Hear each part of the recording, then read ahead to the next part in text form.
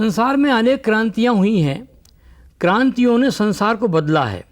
संसार की सबसे बड़ी क्रांति जो पिछली आधी शताब्दी में हुई है वो है संचार क्रांति। संचार क्रांति का आधार क्या है? संचार क्रांति ने दुनिया को कितना बदला है? संचार क्रांति से कौन सा आधारभूत तत्व जुड़ा हुआ है? जब इसकी ओर हम विमर्श करते हैं तो हमें समझ में आता है कि संचार क्रांति समाचार से जुड़ी हुई है। समाचार संचार क्रांति का आधार है। समाचार को अंग्रेजी में कहते हैं न्यूज़। न्यू माने नया। हर समय जो नया हो उसको सामने लाना ही समाचार है। अगर समाचार को हम हिंदी शब्द के रूप में देखते हैं तो सम आचार, साथ साथ चलने वाला जो होता है वो समाचार है। समाचार गतिशील होता है। कोई घटना घटती है, कुछ ही पलों में ग्लोबल हो जाती है, सारी दुनिया में फैल जाती है। भूकंप आता है, एक पल नहीं लगता, सारी दुनिया जान लेती है कि भूकंप आया। सुनामी आती है, सारी दुनिया जान लेती है कि सुनामी आई है। भीषण विध्वंस होता है, लोग समाप्त हो जाते हैं, खत्म हो जाते हैं, दुनिया जान लेती है। खुशियों के समाचार दुनिया जान लेती है।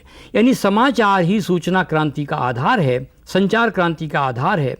और इसलिए समाचार को पत्रकारिता की आत्मा कहा गया है। पत्रकारिता समाचार के बिना क्या है? मनुष्य का जीवन सांस के बिना क्या है? इसीलिए समाचार को महत्वपूर्ण कहा गया है। अब समाचार लेखन किस तरह होता है? कोई भी पत्रकार यदि समाचार नहीं लिख सकता, कोई भी संवाददाता यदि समाचार नहीं बोल सकता, तो उसका संवाददाता या पत्रकार होना निरर्थक है। महत्वपूर्ण घटनाओं का विवरण समाचारों में होता है।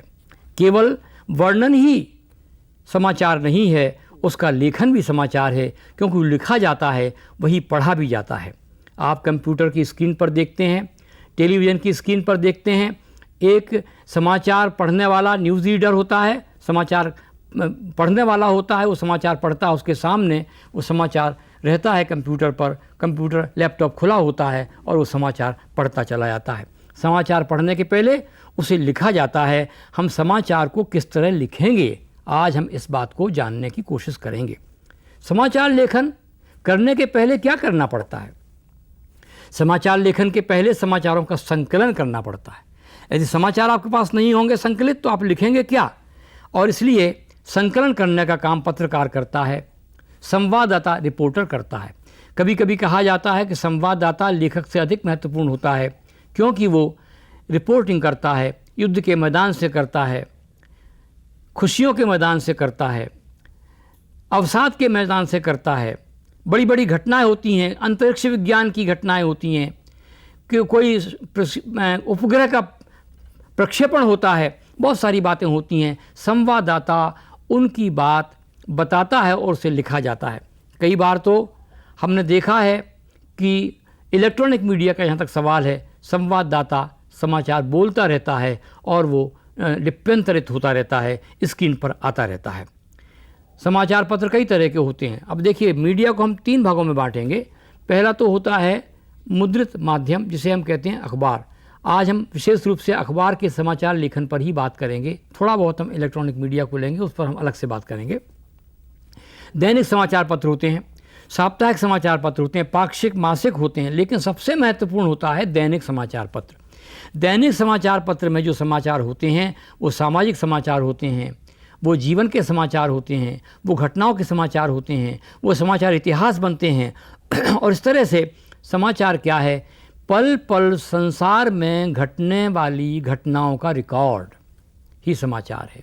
इस रिकॉर्ड को व्यवस्थित रूप से लिखना ही समाचार है। समाचार लेखन किस रूप में हो, समाचार लेखन का प्रकार क्या हो, कौन से समाचार को जनता अधिक सुनेगी, तब हम समझते हैं कि समाचार को हम तटस्थ होकर लिखें, बिना किसी पूर्वग्रह के लिखें। लेकिन ऐसा होता नहीं है आजकल। आजकल समाचार को लिखने का एक एजेंडा बन गया है। हमें जिस चीज़ को आगे बढ़ाना होता है हम समाचार उसी तरह से लिखते हैं। विश्वसनीय होना चाहिए। यदि समाचार आपने दे दिया और वो घटित नहीं हुआ है तो लोग उस पर विश्वास नहीं करेंगे कि भाई घटना तो घटी नहीं है, इन्होंने चमत्कार पैदा करने के लिए समाचार दे दिया। फिर समाचार को विश्वसनीय होने के साथ साथ जिस क्षेत्र का समाचार हो उस क्षेत्र का व्यक्ति ही लिखे। यदि विज्ञान का समाचार है और जिस व्यक्ति को विज्ञान नहीं आता वो समाचार लिखेगा तो बहुत सारे शब्द गलत लिख देगा। तकनीकी शब्दावली का वो ठीक से प्रयोग नहीं करेगा। यदि साहित्य का समाचार है और समाचार लेखक को साहित्य का ज्ञान नहीं है तो साहित्य के समाचार नहीं लिख सकता। अभिप्राय सिर्फ इतना है कि जो व्यक्ति समाचार लिखता है वो जिस क्षेत्र के समाचार लिखता है उस क्षेत्र का उसे ज्ञान हो, उस क्षेत्र की बर्तनी ही नहीं शब्दावली का भी उसे ज्ञान हो, वोकैबुलरी जिसे हम कहते हैं शब्दकोश, शब्दावली का उसे ज्ञान हो, और वो शब्दों पर उसकी पकड़ बड़ी महत्वपूर्ण होना चाहिए जिससे कि वो एक शब्द में अधिक से अधिक भाव भर के प्रभाव के साथ उसे व्यक्त कर सके और इस तरह के शब्दों का वो प्रयोग कर पाए। जैसे अंतरिक्ष की खबर है, अंतरिक्ष का जानकार हो, फिल्म की खबर है, फिल्म का जानकार हो, क्रिकेट की खबर है, क्रिकेट का जानकार हो, और दूसरा कोई खेल है उसका जानकार हो। नहीं तो क्या होगा, गलत शब्दों का प्रयोग करेगा और वो मजाक का पात्र बनेगा, हास्यास्पद हो जाएगा पूरा का पूरा समाचार। समाचार की विश्वसनीयता उसे प्रस्तुत करने में, समाचार की विश्वसनीयता उसे लिखने में, समाचार की विश्वसनीयता उसे तटस्थ रूप से देखने में होती है। फिर मीडिया के पास अधिक जगह नहीं होती, अखबारों के पन्ने सीमित होते हैं, समाचार व्यापक होते हैं। टेलीविज़न की स्क्रीन छोटी होती है पर समाचार आते हैं, पर उसमें समय का बंधन होता है। अगर अखबार में स्पेस का बंधन है तो इलेक्ट्रॉनिक मीडिया में समय का बंधन है, वो रेडियो हो या टेलीविज़न हो। समय के महत्व की पहचान आवश्यक है। इसी कारण क्या होता है, आप एक लंबा लेख लिखकर भेजते हो और संपादक उसका संपादन कर लेता है, उसे वो स्पेस के हिसाब से रख देता है, उसमें जो महत्वपूर्ण बातें होती हैं वो रख देता है और जो विस्तार होते हैं वो निकाल देता है। तो इस तरह से भाषा के प्रयोग में जब आप कुशल होंगे, कल्पनाशील भाषा का प्रयोग करेंगे, रचनात्मकता आप में होगी। आजकल देखिए समाचार लिखने में रचनात्मकता बहुत ज़रूरी हो गई है, बहुत आवश्यक हो गई है। अब ये नहीं लिखा जाता कि भूकंप आया 100 मरे 50 घायल, अब तो ये आता हादसा अनेक लोगों की मौत, सन्नाटा। इस तरह से जो अभिव्यंजनात्मक भाषा है, जो कल्पनात्मक भाषा है, उसका अखबारों में समाचार लेखन में प्रयोग किया जाने लगा है। जो समाचार जितना अधिक अभिव्यंजनात्मक भाषा का सरलतम प्रयोग करेगा, देखिए अभिव्यंजनात्मक भाषा का सरलतम प्रयोग, भाषा कठिन नहीं होना चाहिए, भाषा जटिल नहीं होना चाहिए, लेकिन उसका प्रयोग रुचिकर होना चाहिए, कल्पनाशील होना चाहिए। और इसीलिए न्यूज़ चैनल वही अधिक चलता है, अखबार वही अधिक चलता है जिसका नेटवर्क बहुत अच्छा होता है, जो व्यवस्थित रूप से समाचार देता है, जिसके समाचारों में एक श्रृंखला होती है, क्रमबद्धता होती है, वो समाचार चलता है। अब क्रमबद्धता अगर मैं शब्द कहता हूँ तो आप जानना चाह सकते हैं कि घटना को क्या क्रमबद्ध रूप से रखा जाए, ऐसा नहीं है। महत्वपूर्ण घटना को आप पहले लिख सकते हो इंट्रो में, इंट्रो माने जो उसका भूमिका होती है, भूमिका में आप पहले महत्वपूर्ण पंक्तियाँ लिख सकते हो, उसके बाद उसका विवरण आप नीचे दे सकते हो। इस तरह से एक मार्मिकता, यानी एक तरह से उसमें एक ऐसा धक्का, एकदम आप कौन थे आप उसमें आना चाहिए, समाचार में कौन आना चाहिए। एकदम से कई लोग मरे, सन्नाटा, भूकंप हो गया, और फिर वर्णन करिए आप कि इतने बजे धक्का आया, इतने मीटर का था, ये था। यानी वर्णन बाद में आना चाहिए, वर्णन के पहले उसका इंट्रो आप बनाते हो, उसका एक प्रस्तावना बनाते हो, उसकी एक आमुख बनाते हो। समाचार लेखन भी एक कला है, एक बहुत बड़ी कला है समाचार लेखन। समाचार एकदम से स्ट्राइक होना चाहिए, एकदम से आपका ध्यान खींचना चाहिए। और इसीलिए आपने देखा होगा सीरियलों में, जब सीरियल का अंत होता है, एपिसोड का अंत होता है, तो वो ऐसी जगह पर एपिसोड को छोड़ते हैं कि आप अगले एपिसोड का इंतजार करने लगे। तो आजकल इस तरह से बहुत महत्वपूर्ण बात ये हो गई है। कंप्यूटर का ज्ञान जरूरी है, अब आवश्यक है। पहले क्या था, पत्रकार लिख देता था और कंप्यूटर वाला कंप्यूटर पर टाइप करता था। आजकल बड़े बड़े अखबारों में तो ये कहा जाने लगा संपादक को कि भाई आपका जो पन्ना है आप ही बनाइए। तो कंप्यूटर पर वही लिखता है, वही पन्ने की सज्जा करता है, उससे फ़ायदा एक होता है, उससे लाभ ये होता है कि वो पन्ना कुशलता के साथ, कल्पनाशीलता के साथ, संपादक की कल्पनाशीलता के साथ उस पृष्ठ पर आ जाता है, वो ढंग से जमा देता है। दूसरी बात है कि संपादक का काम कम हो जाता है। यार हर व्यक्ति यदि अपने पन्ने का संपादक हो जाता है तो अखबार बहुत अच्छा निकलने लगता है, और इसके लिए उसको कंप्यूटर का ज्ञान बहुत आवश्यक है। अगर कंप्यूटर का उसे ज्ञान नहीं, कितनी बड़ा विद्वान हो, फिर तो वो लेखक लोग होते हैं जो बाहर से लेख भेजते हैं और कंप्यूटर पर टाइप होता है। पत्रकार के लिए आधुनिक युग में कंप्यूटर का ज्ञान इसलिए आवश्यक हो गया है। रिपोर्ट करते समय आपको उचित शीर्षक देना चाहिए। शीर्षक पर विस्तार से हम विचार करेंगे, लेकिन इस बीच में शीर्षक की बात करना भी आवश्यक है, क्योंकि कोई भी समाचार आप देंगे शीर्षक के बगैर कैसे जाएगा, वो शीर्षक देना ही पड़ेगा। इसलिए अखबारों में आप शीर्षक देखते हो, हर चीज़ का शीर्षक दिया जाता है। जिस अखबार में शीर्षक देना जितना अच्छा होगा वो अखबार उतना ही अधिक पढ़ा जाएगा। आप सुबह सुबह अखबार देखते हो और आप देखते हो कि कितना बढ़िया शीर्षक उसमें दिया हुआ है, और जिस अखबार का शीर्षक अच्छा होगा उसको आप पहले पढ़ने लगते हो। संपादक से उम्मीद की जाती है कि वो आँख और कान दोनों खुले रखे। आँख खुला रखेगा तो सुनेगा ठीक से नहीं, कान खुला रखेगा दिखेगा ठीक से नहीं। इसलिए आँख भी खुला रखे और कान भी खुले रखे। एक डायरी रखे, वो कैच लाइन, शीर्षक की पंक्ति कैच लाइन हो, मतलब पकड़ ले आपके दिमाग को, पढ़ने वाले के दिमाग को, पाठक के मन को पकड़ ले। इसलिए शीर्षक में चुने गए शब्दों का ही प्रयोग होता है। शीर्षक बहुत लंबा नहीं होता, छोटा होता है। अजीब सा सन्नाटा, भूकंप, भूकंप, अजीब सा सन्नाटा, ये आ गया। या क्रिकेट में आ गया, उसने कहा शह और मात। अब आप कहोगे शह और मात क्या होती है? शतरंज में होती है। नीचे लिखा आएगा कि क्रिकेट में उसने सेंचुरी बनाई, शताब्दी बनाई और 100 रन बनाए और हारते हारते टीम को विजयी करवा दिया। यानी इस तरह से कई तरह के कैची शब्दों का प्रयोग होता है। हम बहुत सारे शब्द इकट्ठे करके उनकी बात कर सकते हैं। चुने गए शब्दों का विवरण से जुड़ा होना जरूरी नहीं है। अब ये कहा जाता है कि शीर्षक वही हो जो सामग्री हो। अब ये माना जाने लगा है कि शीर्षक सामग्री के अनुसार होना आवश्यक नहीं है। शीर्षक कैची कर सकते हो आप और सामग्री उसके बाद दे सकते हो। व्यक्ति अपने आप समझ लेगा कि सामग्री के लिए इस शीर्षक का प्रयोग किया गया। उसने तस्वीर ली, अब इसका अंदर कोई संबंध नहीं है, लेकिन नीचे कलाकार का वर्णन होगा और उसमें लिखा रहेगा कि उसकी तस्वीरें ली गई, इतनी उसने तस्वीरें दी, वो अपने फिल्म के प्रोमो पर आया था और उसने ये बात की थी। तो इस तरह से बहुत सारे शीर्षक हम बना देते हैं। इस कारण ये कहा जाता है कि सबसे पहले समाचारों का संकलन करवाना चाहिए। समाचार का संकलन करता अगर अलग होता है तो अच्छी बात है और समाचार लेखक अलग होगा। समाचार लेखक अगर समाचार का संकलन करेगा तो समाचार लेखन उतना अच्छा नहीं होगा। आजकल तो स्थिति ये हो गई है कि हर क्षेत्र का व्यक्ति अलग अलग हो गया है। जैसे आज टीवी रिकॉर्डिंग हो रही है तो रिकॉर्डिंग करने वाला अलग है, ट्रांसक्रिप्शन करने वाला अलग है, यानी विशेषज्ञता हर चीज़ की अलग अलग हो गई है। कैमरे की जिसको अधिक जानकारी होगी वो आपका रिकॉर्ड करेगा, कैमरे की जानकारी जिसको अधिक होगी। जिसको शब्दों की जानकारी अधिक होगी वो ट्रांसक्रिप्शन अधिक करेगा। जिसको सेटिंग की अधिक जानकारी होगी वो डिज़ाइन अच्छी करेगा। संकलन करता समाचार का संकलन करता है, फिर समाचार लेखक समाचार लिखता है और फिर समाचार पढ़ने वाला समाचार पढ़ता है, वो न्यूज़ रीडर होता है।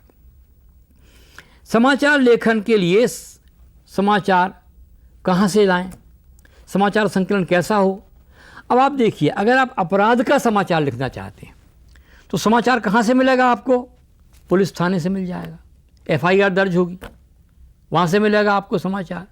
या आप किसी पुलिस वाले से बातचीत करेंगे या घटना के जो चश्मदीद गवाह होंगे उनसे बात करेंगे। फिर आपको अगर मकान की या भवन की या सड़क की जानकारी चाहिए, नगर पालिका में जाएंगे आप, नगर निगम में जाएंगे।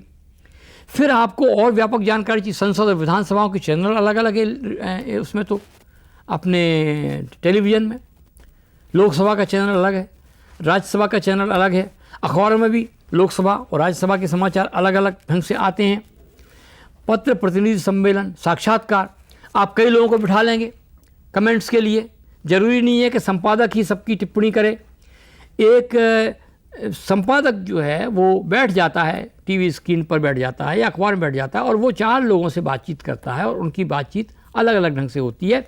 अलग अलग पार्टियों के लोगों को बुला लेता है, अलग अलग क्षेत्र के लोगों को बुला लेता है। कानूनी बात है तो किसी वकील को बुला लेता है, किसी जज को बुला लेता है।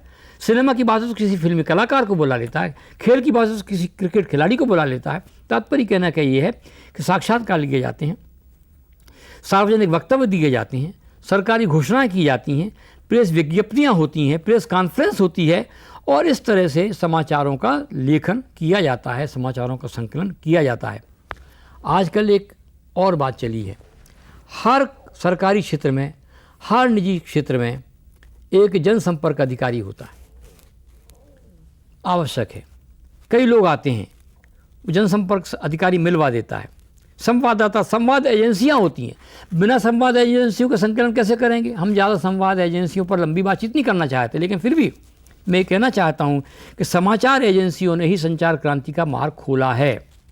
समाचार एजेंसियां ही संचार क्रांति का आधार बनी हैं और समाचार एजेंसियां पूरी दुनिया में फैली हुई हैं। भारत की समाचार एजेंसियां हैं, फ्रांस की, जर्मनी की, ब्रिटेन की, अमेरिका की, रूस की अनेक समाचार एजेंसियां हैं। प्रिंट मीडिया के लिए अलग हैं, इलेक्ट्रॉनिक मीडिया के लिए अलग हैं, कॉमन भी हैं। स्थानीय समाचारों के लिए भी सूचना केंद्र होते हैं, प्रांतीय समाचारों के लिए भी सूचना केंद्र होते हैं, राष्ट्रीय और अंतर्राष्ट्रीय समाचारों को हम सीधे सामने लाते हैं। इराक का कोई समाचार है, अफ़गानिस्तान का कोई समाचार है, किसी दूतावास पर हमला है। आजकल अरब क्रांति हो रही है, अरब क्रांति में बहुत सारी समाचार एजेंसियां काम कर रही हैं। आतंकवादियों की एजेंसियां भी अल जजीरा के नाम से, अलकायदा की समाचार एजेंसी भी है। इस तरह के बहुत सारे समाचार हमको मिल जाते हैं समाचार एजेंसियों से। रूस की समाचार एजेंसी का नाम तास है, समाचार पत्र का नाम प्रावदा है। इस तरह से आप देख लीजिए, समाचार और संचार क्रांति को आप अलग अलग नहीं कर सकते। अब मैं आपको अधिक उदाहरण तो नहीं देना चाहता, लेकिन फिर भी विश्वकोश जो इंसाइक्लोपीडिया ब्रिटानिका है, विश्वकोश है, उसका एक मैं उदाहरण जरूर दूंगा। समाचार एजेंसी के संबंध में उन्होंने कहा है, समाचार एजेंसी वह समिति है जो समाचार पत्रिकाओं, विभिन्न संगठनों को समाचार भेजती है। समाचार का स्वयं प्रकाशन नहीं करती, सूचनाएं प्रेषित करती है। देखिए, समाचार एजेंसियों का काम सूचनाएं देना है, समाचारों का लेखन नहीं है, समाचारों का प्रकाशन नहीं है। 1820 से यह शुरू हो गया था, जब एसोसिएशन ऑफ न्यूज़पेपर्स न्यूयॉर्क में बना था। यूरोप में भी अनेक समितियां बनी थीं और एजेंसियां फ्रांस में बनी थी। यूनाइटेड प्रेस इंटरनेशनल 1958 में बना था, इंटरनेशनल न्यूज़ सर्विस 1909 में बनी थी। इस तरह बहुत सारी एजेंसियां, सबके नाम देने की बहुत ज़्यादा आवश्यकता नहीं है। भारत में भी इंडियन न्यूज़ एजेंसी 1915 में बनी। Hindustan Samachar, Samachar Bharati, Indian news and feature agency, press trust of India, Bhasha Univarta. देखिए, अंग्रेजी और हिंदी की समाचार एजेंसियां बहुत अधिक संख्या में हैं, क्योंकि इन भाषाओं का बहुत अधिक प्रयोग होता है। पब्लिकेशन सिंडिकेट भी है, प्रेस एशिया इंटरनेशनल भी है, फीचर एजेंसियां भी हमारे यहाँ काम करती हैं, और इस तरह से बहुत सारे काम हमारे यहाँ होते हैं। अब देखिए, समाचारों को शीर्षक देने के लिए अपराध समाचार है, आर्थिक समाचार है, राजनीतिक खेल समाचार है, सांस्कृतिक साहित्यिक समाचार, बहुत सारे समाचार हैं। इनके शीर्षक लिखना कोई आसान काम नहीं, विशेषज्ञों को देना पड़ते हैं। कई बार समाचार लेखक शीर्षक नहीं लिख पाता, तब वो शीर्षक लिखने के लिए किसी विशेष व्यक्ति को बुलाता है और शीर्षक लेता है। कई बार शीर्षकों के विशेषज्ञ अलग अलग विभागों के अलग अलग बैठे रहते हैं और उनसे टेलीफोन से बात की जाती है, उनसे SMS से बात की जाती है, और तब उनसे शीर्षक लिए जाते हैं। अच्छे शीर्षक में क्या विशेष बात ध्यान में रखना पड़ती है? एक तो शीर्षक कम से कम शब्दों में हो, दूसरे शीर्षक सरल से सरल शब्दों में हो, तीसरे शीर्षक ऐसा हो जिसमें समाचार को केंद्र बिंदु में रखा गया हो और पाठक के लिए वो आकर्षक हो, सार अधिक हो, शब्द कम हो, सरल छोटे छोटे शब्द वाक्य हों। शीर्षक में अगर संगीतात्मकता है, लयात्मकता है, तो शीर्षक बहुत अधिक चलेगा। नहीं रह गया सार, महंगाई की मार। देखिए शीर्षक कितना सुंदर है, सार और मार, ये शीर्षक बन गए। सब छोर मन मांगे मोर, कितना सुंदर शीर्षक हो गया। अभी जनसत्ता में मेरा एक आलेख है, उसने लिखा राजभाषा जनभाषा, भाषा मिला दी दोनों। मैंने शीर्षक कुछ और दिया था। तो इस तरह से क्या होता है कि लय और संगीत, म्यूजिक में बहुत बड़ी शक्ति होती है, संगीत में बहुत बड़ी ताकत होती है। और आप ये समझिए कि संगीत भी समाचार का एक बहुत बड़ा पहलू है।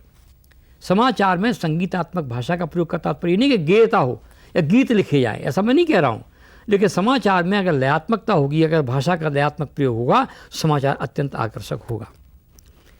समाचार में शीर्षक के प्रकारों को हमें जानना पड़ेगा।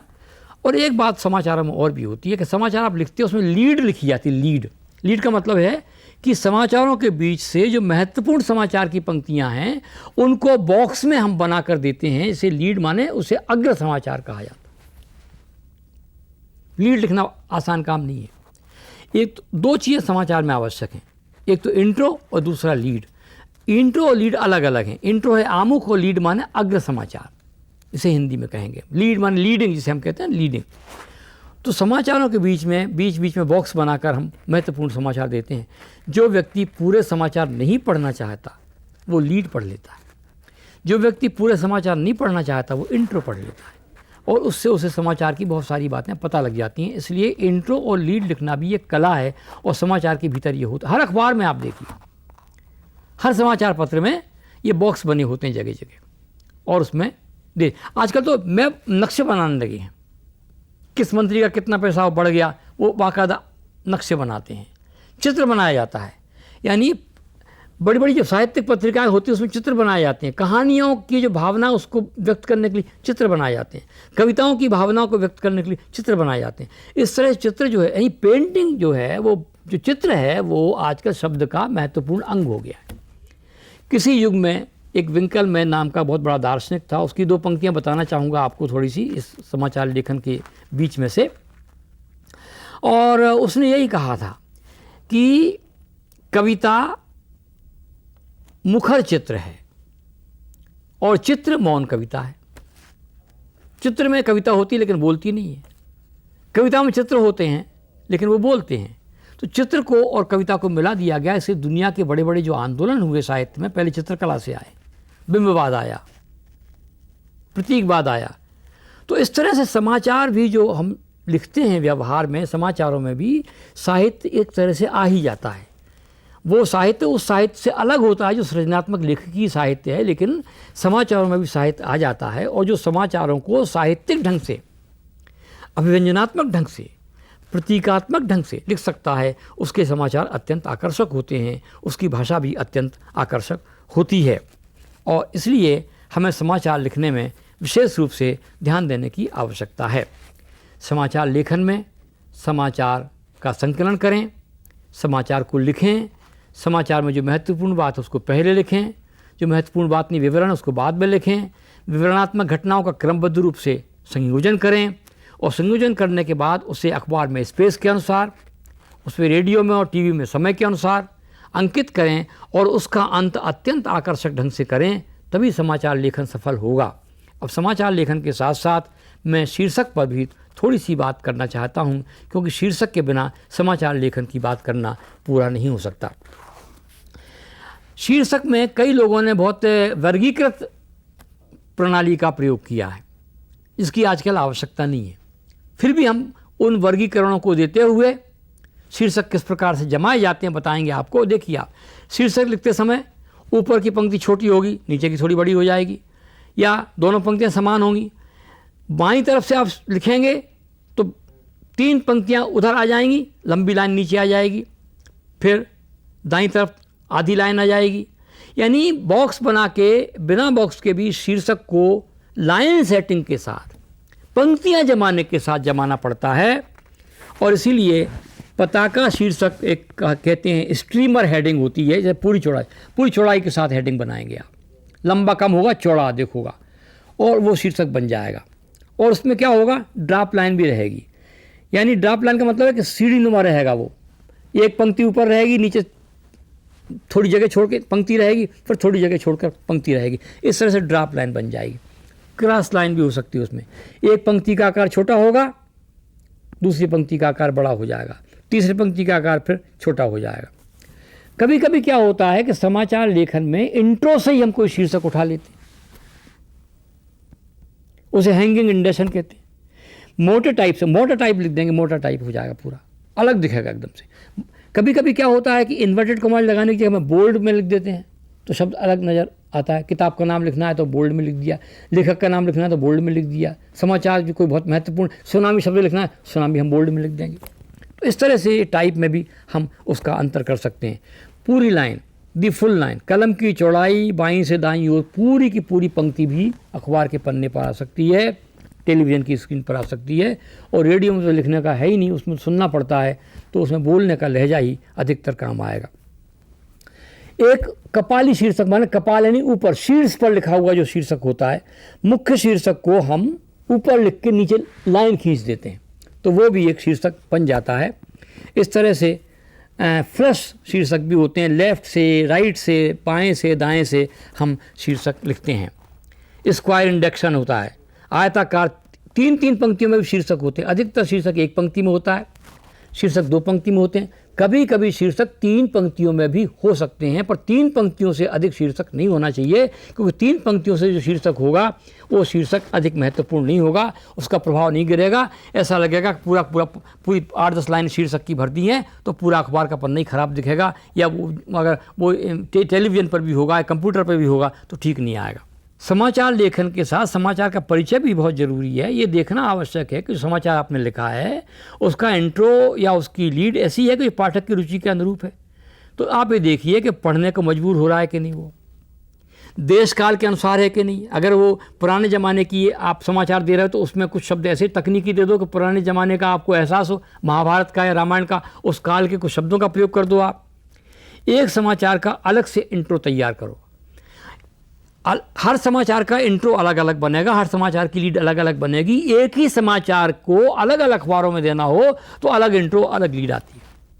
लंबे वाक्य नहीं, कम से कम शब्द हों। पहले रूपरेखा बनाएं, समाचार लिखें तो रूपरेखा बनाएं। ऐसा नहीं कि आप एट रैंडम लिख दिया समाचार आए लिखते चले जा रहे हैं। मेहनत करना पड़ती है, होमवर्क करना पड़ेगा आपको। समाचार को आपको रूपरेखा बनाकर लिखना पड़ेगा और इस तरह से वो समाचार अधिक बड़ा ना हो, बहुत महत्वपूर्ण हो तो बड़ा हो, नहीं तो कई बार छोटे छोटे समाचार भी दिए जाते हैं। और इस तरह से निष्पक्ष भाव से उसे लिखा जाता है। और समाचार लेखन का तरीका स्पष्ट हो, छोटे वाक्य हों। समाचार पक्षपातपूर्ण होगा तो मैं उस अखबार को पढ़ेंगे ही नहीं। अब कई बार मैं चैनल बंद कर देता हूँ। कई बार मुझे दिखता है कि राजनीति हो रही समाचार देने की जगह, तो मुझे लगता है कि बंद कर दो इसको, चैनल को, कोई मतलब नहीं है, क्योंकि समाचार आप दे रहे हो तो राजनीति कर रहे हो क्या। और इस तरह समाचार की निष्पक्षता बहुत आवश्यक होती है। गलत बयानी मत करिए, आप गलत समाचार मत दीजिए। और पैराग्राफों को जोड़िए, एक दूसरे से अनुच्छेदों को जोड़िए आप। अब एक बार आदमी बार बार कह रहा है कि भाई एक देखिए मुझे इस घटना की जानकारी है, तो इसके साथ 5 घटनाएं 10 घटनाएं और हुई हैं, आप इसका पता लगाइए।